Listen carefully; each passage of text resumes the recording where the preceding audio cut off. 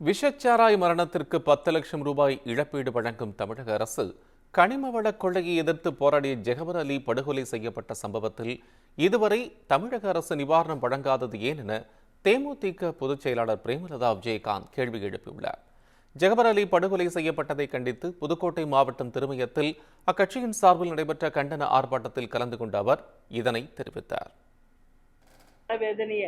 ஒரு கள்ளச்சாராயம் குடிச்சு சாகுறவங்களுக்கு 10 லட்சம் ரூபாய் இந்த அரசு உடனடியாக கொடுக்குறாங்க. எல்லா அமைச்சர்களும் எல்லாரும் போய் பார்க்குறாங்க.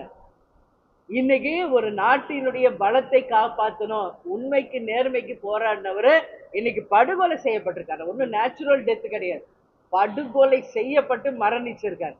அவருக்கு ஒரு முதல்வரோ அமைச்சர்களோ எம்எல்ஏக்களோ இந்த ஆட்சியில இருக்கும் யாருமே ஒரு ஆழ்ந்த இரங்கலையும் தெரிவிக்கல, அந்த குடும்பத்திற்கு ஒரு நிதியும் தரல, எதுவுமே செய்யல என்பதை மிக மிக கண்டனத்தோட என்னுடைய கண்டனத்தை இந்த நேரத்தில் நான் பதிய வைக்கிறேன்.